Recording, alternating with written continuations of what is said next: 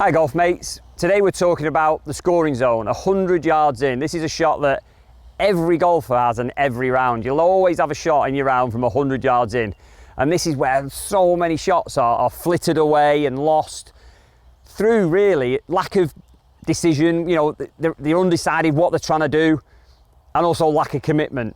So these little setup tips and swing tip today I'm going to help you with are going to help you lower them scores from 100 yards in, which will lower your scores, lower your handicaps, and get you to enjoy this sort of part of the game. This is where the pros are so good at. And this isn't about power, this isn't about speed and distance, it's all about control, commitment and confidence. So we're here on the 11th hole at Chorlton. We've got 100 yards into the flag, and the first thing I'm going to do is I'm going to assess the lie. So it'll allow a lie in me to do what I want to do.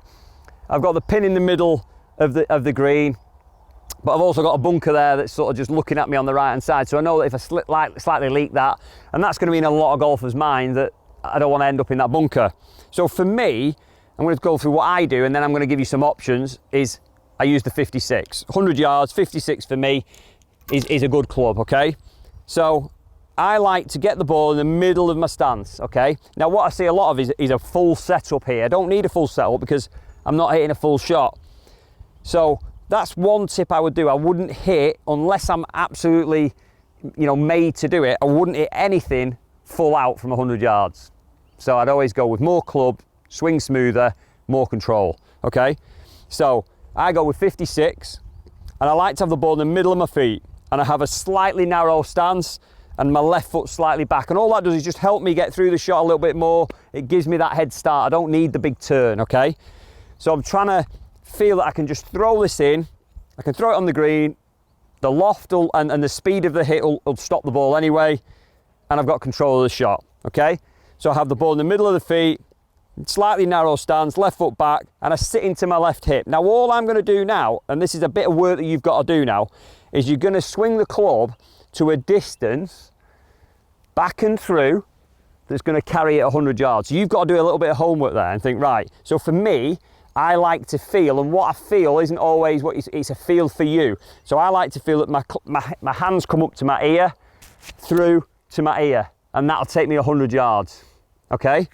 Now I do that through just yardage, stepping it out, yardaging it, working on it on the range. But once I've got that ticked off, I know then when I'm down a fairway, if I leave something 100 yards, if the shot allows, I know exactly what I've got to do. So keep it simple, ball in the middle, slightly narrow stance, weight into the left hip, okay? And we're just gonna have a couple of dummy runs up to the ear, speed and turn through. Speed and turn through, okay? Then execute the shot. Step in, ball in the middle,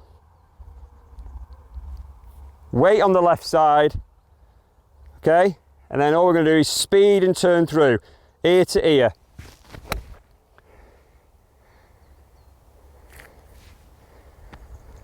So the ball lands on the green, gives myself a chance of a putt. If I miss that, I've got down in 3, I'm on the next hole. There's no dramas and there's no danger in the score going, you know, daft score on this hole from 100 yards in. Now a lot of people think, you know, I'm not so great with my wedge, I'm not so confident with my wedge, I can't hit my wedge 100 yards. That's absolutely fine. I've got a gap wedge. So the gap wedge for me, I can do the same shot, I'll just swing it a little bit less. But also, people might think, oh, you know, gap wedge, sand wedge, no, go with whichever club you're comfortable with. So I've got a 9-iron here. And also, again, we're talking about lowering scores here and talking about planning your way around the golf course. You don't always have to go at the flag. So here, again, perfect example, you've got danger on the right, you've got quite a lot of room left. It's fairly flat, so you assess that up and think, well, I'll just go left of the flag, and I'm doing the same setup, back and through. I like to grip down the club a little bit, but do exactly the same. Just let the club throw it in. So ball in the middle, hands left, okay, weight left, and then just go back and through. And just let it bounce in and feed up to the hole. Now what this does it gives you a chance. You don't. What I'm saying is, people think, "Oh, I should hit my wedge from this," and with that, because they feel that they should be hitting the wedge, they don't commit because they're not confident, not comfortable. Nobody cares what club you're hitting. They're bothered where the ball finishes. So it's about smart play. Get out there, try it, see which you're most comfortable with, which is your go-to shot from 100 yards. Sometimes you're going to have to take shots on over bunkers and hit fuller shots to get it up and over a bunker. But when you've got a shot that comes, you know, you've got the chance of playing a different option, always go to the one that you're most comfortable with.